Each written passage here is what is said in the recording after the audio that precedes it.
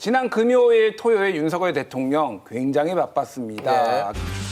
자, 통영에서는 현직 대통령 처음으로 수산인의 날 참석해서 수산업을 미래 성장 산업으로 키우겠다 약속을 했고 바로 전라도로 이동을 해서 심각한 가뭄 현장 봤습니다. 그 시각 김건희 여사는 순천만 국제정원 박람회에서 정원을 관람을 했고요. 다음 날 윤석열 대통령 보수의 심장 대구에서 프로야구 개막식 시구를 하고 관람도 했고요. 네. 마지막 일정으로 100주년 맞은 대구 서문시장을 찾았습니다.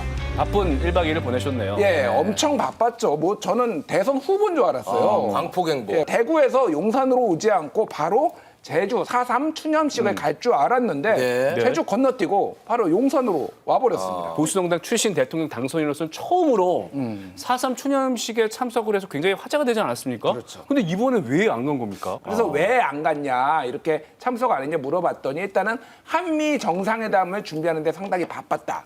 그리고 두 번째는 대통령이 매년 같은 행사에 가는 게 이게 적절한지에 대해서 고민이 있었다라는 게 대통령실의 해명입니다. 자, 윤석열 대통령 추념식에 불참한 대신에 추념사를 보냈습니다. 한덕수 총리가 대독한 추념사 일부 내용을 두고 또 논란이 일고 있거든요. 지금은 컨텐츠 시대입니다.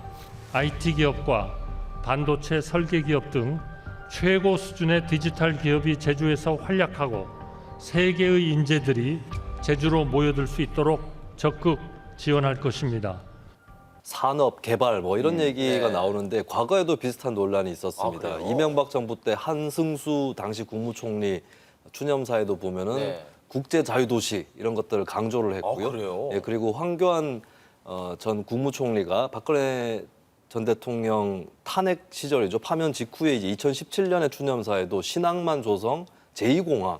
사실 제2공항은 제주도에서도 찬반 양론이 굉장히 비등한 그런 사안이라서 왜 그런 것으로 추념사를 이어가는가라는 비판이 제기가 됐거든요. 이런 경우는 이제 사실 4.3 추념사라고 하면 연장해서 뭐 평화, 인권, 역사 해석이라든지 사회 통합 이런 메시지로 가야 되는데 좀 그런 메시지가 부족하면 나오는 현상이 개발, 뭐 산업 비전 이런 것이 아닌가라는 지적이 있는 거고요. 그리고 이제 노무현 전 대통령 같은 경우도 국제자유도시를 2007년에 강조를 한 적이 있는데 근데 다만 전체 분량에서 큰 그 비중을 차지하는 건 아니었어요. 근데 이번에는 윤석열 대통령 추념사 자체가 굉장히 짧은 분량이었고요. 역대 추념사에 비해서. 근데 거기서도 좀 제법 비중을 많이 차지했기 때문에 또 뒷말들이 나올 수밖에 없는 것 같습니다. 자, 그리고 또 이제 제주 4.3 추념식과 관련해서 여당 지도부의 발언도 논란이 됐습니다. 태영호 최고위원이 지난 2월에 4.3은 김일성 일가의 만행이다라는 주장을 해서 유족들이 크게 반발을 했는데요. 오늘 태영호 의원의 추가 입장이 나왔습니다. 제주도민 관련해서 사과하실 혹시 의향 같은 아니 어떤 점에서 사과해야 되는지 아직까지 저는 납득이 되지 않고 제가 지난번에 가서 한 발언도 제주도민들에게 용서를 빌었던 그분들의 아픔을 치유해주고 한 발언이었거든요. 제가 제 발언의 취지에 대해서 과연 그 유족들과 피해자단체에 대해서 올바로 이해하고 있는지도 저는 궁금하거든요. 태영호 의원의 주장 굽히지 않고 지금 계속되고 있습니다. 김일성 일가가 배후에 있었다. 김일성 정권 지령이다 또는 남로당 중앙당 지령이다 이 설이 있는데 두 가지 차원에서 짚어보자면 첫 번째 차원은 남로당 제주도당이 봉기를 했던 건 맞죠. 근데 이게 발단을 보면은 3.1절 기념식 때 김하병의 말발굽에 한 어린이가 치이는 사태가 있었고 47년. 예, 그리고 이제 발포가 있고 학살이 일어났거든요. 여기서 이제 민중들이 크게 일어난 거고 남로당 제주도당 봉기는 여기 일부였다라고 봐야 되겠죠. 오히려 그런 상황을 틈타서 같이 일어난 것이다. 이게 민생고라든지 당시의 정치에 대한 불만 이런 것들이 폭넓게 표출된 사건이었다라고 봐야 될 것 같고요.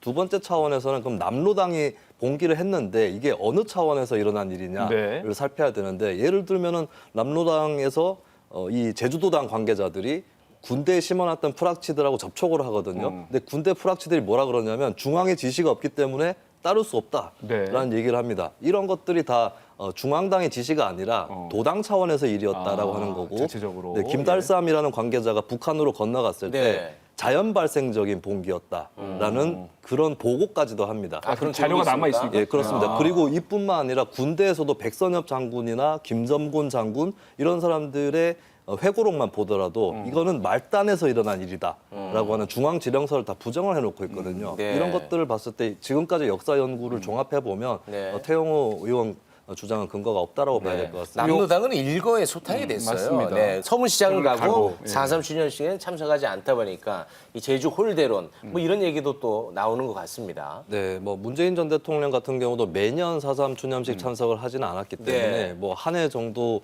윤 대통령이 안 간다 이 자체로만으로는 논란이 안 될 것 네. 같은데 근데 말씀하신 대로 대구 쪽 행보하고 또 견져지는 부분이 있는 거고 그리고 방미 일정 때문에 4.3에 가지 않았다라고 하지만 네. 사실 그 전에 이미 순천, 통영, 대구 등등을 빠르게 그리고 가쁘게 돌아다닌 행보였는데 그 오늘 오전 정도에 제주도 방문하는 게 그렇게 힘들까 이런 의문이 있는 거거든요. 네. 그러면 아무래도 좀 추론을 해볼 수밖에 없는 것이 4.3이 좀 혹시 곤란한 문제가 된 것이 아닌가.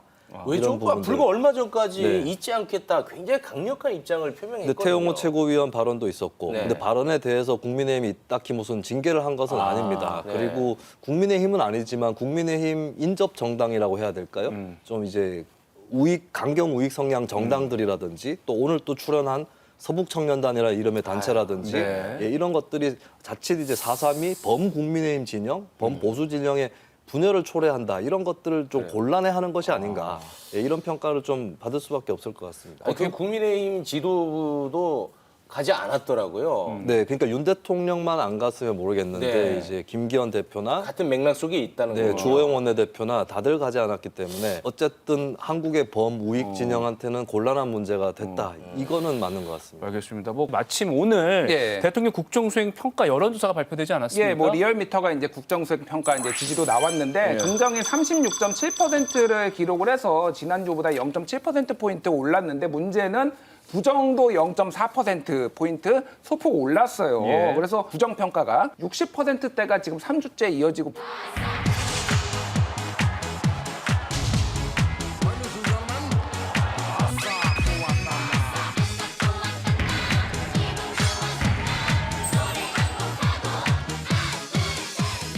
지난 대선 과정에서 서문시장에서 격려와 응원을 힘껏 받았습니다.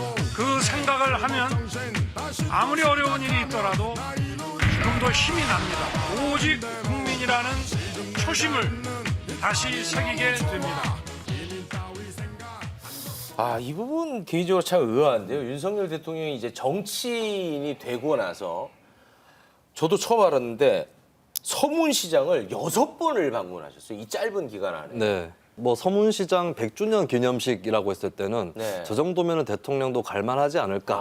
그것만 보면은 그런 생각은 충분히 들 수 있어요. 근데 네. 공교로운 것은 작년에도 8월에 방문을 했었는데 그때 윤 대통령 지지율이 거의 최저점을 찍었던 시절이었거든요. 그리고 대구 시민들도 그 사실을 어느 정도 알고 있기 때문에 혹시 이제 그 지지율이 낮아질 때마다 찾아오는 거 아니냐 이런 말은 또 나오게 되는 것이고 이게 정부나 뭐 대통령실에서 유념을 해야 될 거는 대구에도 보수층만 있는 게 아니고 중도층, 진보층이 또 다 있는 그렇죠. 것이고 예. 또 대구의 보수층도 그렇게 만만하지 않습니다. 예. 보수층에서도 정부가 잘못한다고 하면 네. 질타를 보내기 마련이고 사실은 좀 자신 있게 아까 시구하듯이 홈플레이트 쪽으로 공을 던지는 이런 스트라이크입니다, 이번에. 네, 이런 국정 운영을 했으면 하는 게 대구 시민들의 바람일 텐데 네. 어려울 때마다 자꾸 일루에 견제구만 던진다. 자꾸 우리한테 공을 주냐. 이런 불만이 나올 수 있는 거거든요. 근데 이번에 그 시구 스트라이크 잡은 건 맞죠? 그건 사실이죠? 네, 홈플레이트로 잘 네, 들어갔어요. 스트라이크 잡았습니다. 알았어요. 네. 근데 어쨌든 지금 총선이 1년도 채 안 남았는데 뭐 대통령 지지율도 그렇고 국민의힘 지지율도 그렇고 좀 안 좋지 않습니까? 네. 그러다 보니까 여권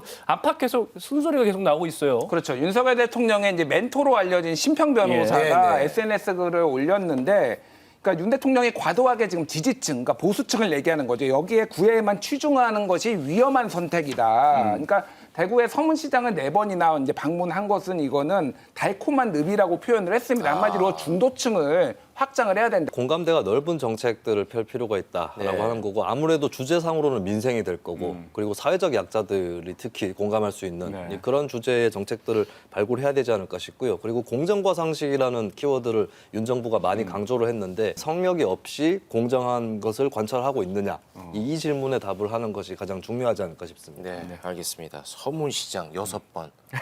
6시 내 고향보다 많이 간 것 같아요. 네.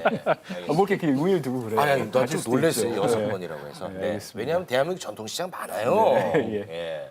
함께해 주신 두 분 여기서 보내드리겠습니다. 두 분 고맙습니다. 고맙습니다.